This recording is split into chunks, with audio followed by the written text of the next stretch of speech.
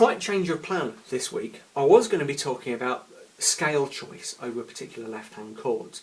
But instead, I want to address a question that came out of last week's video. Several people asked it, and it's a really good and quite interesting question.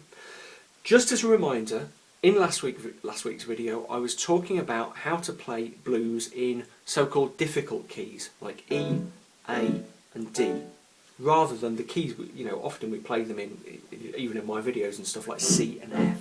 Yeah?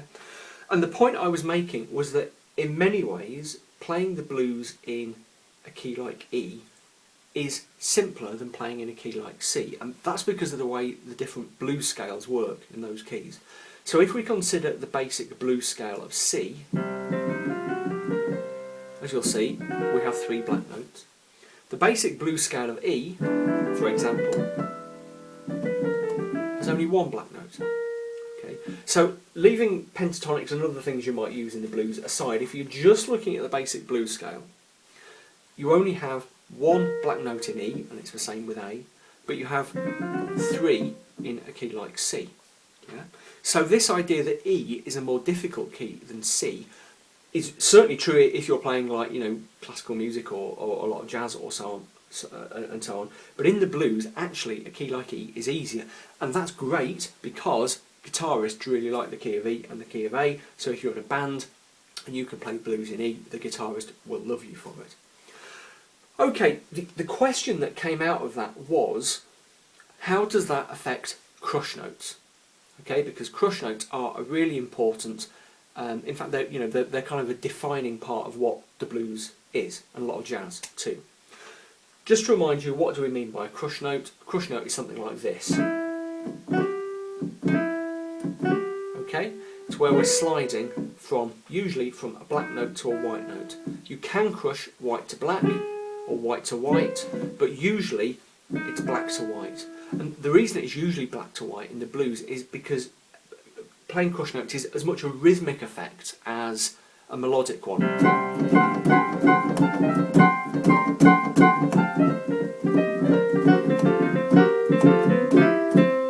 Okay, it's difficult to get that kind of edgy, almost kind of that quite kind of mean sound up crushing from white to black. You have to be kind of beating the keys and going black to white.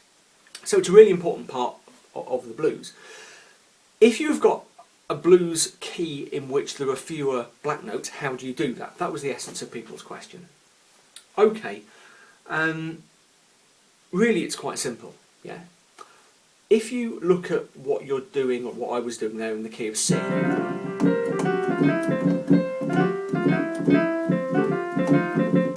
okay, generally I was crushing from a note in the C blues scale to a note in the C pentatonic scale.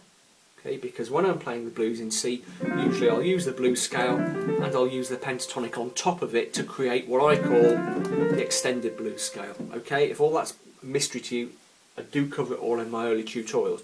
Check some of them out. Okay.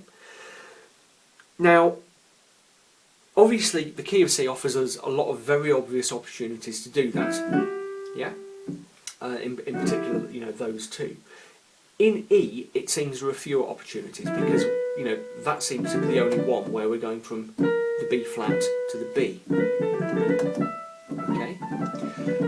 In fact, it's not, because you can crush from notes that are not in either of the scales that you're focusing on. Okay, so typically in the key of E blues, I will often crush from the E flat, D sharp I should say, to the E.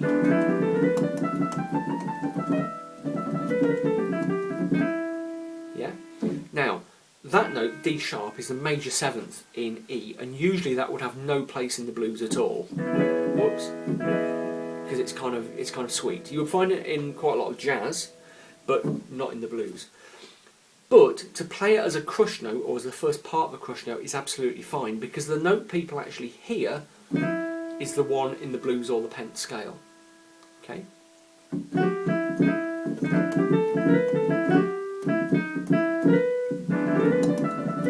So let me demonstrate some of this here.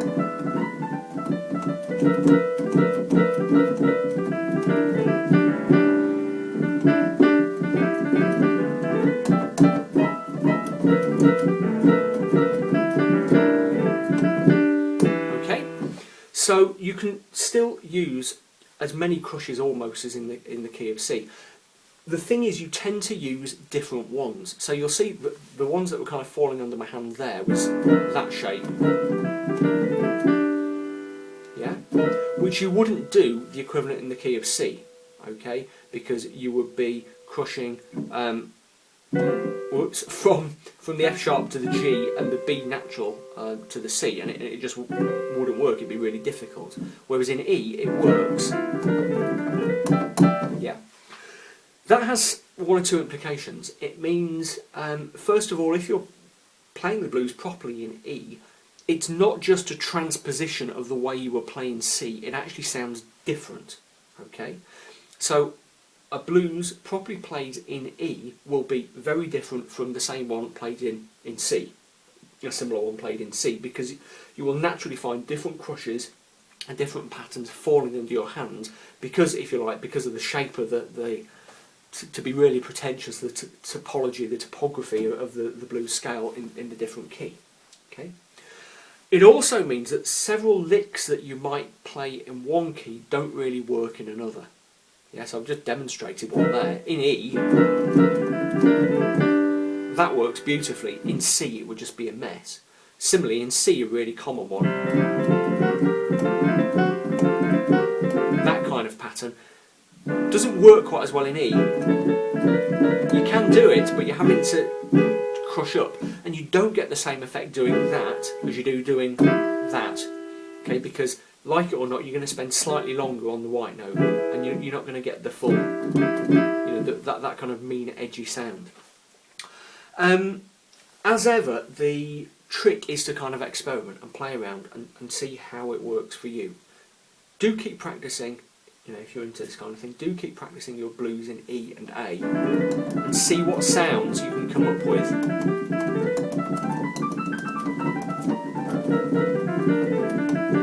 Because they're really interesting. For my money, I think the blues in E actually sounds better than blues in C. To me, it sounds more bluesy. Yeah, so there we are. If any of that kind of didn't make sense, do remember I've got lots of earlier videos on the blues, basic stuff on blues, other videos on crush notes, on blues scales, on pentatonics, all that kind of thing. I'll include one or two links, but do dig back in my timeline and have a look. As usual, I'll give you a little plug for my book, How to Really Play Piano, the stuff your teacher never taught you. £14.95 for the print edition, £9.95 for the digital edition. The print edition ships worldwide. If you go to the book repository, which is linked on my website, you will find that you can get it for that price with worldwide free shipping, by the way. So there we go, and as usual, any questions, do feel free to ask questions. Best place to put them is in the comment thread on the video. I do try to get back to people as quickly as I can. Questions are a really brilliant source of video ideas for me. Making tutorials out of your questions, as far as I'm concerned, is great, because it tells me that I'm giving you the stuff that you want, and it gives me ideas and all the rest. So there we are. I'll stop burbling and let you get to your piano and have a go at some of that stuff, and I will see you again Sunday or Monday next week.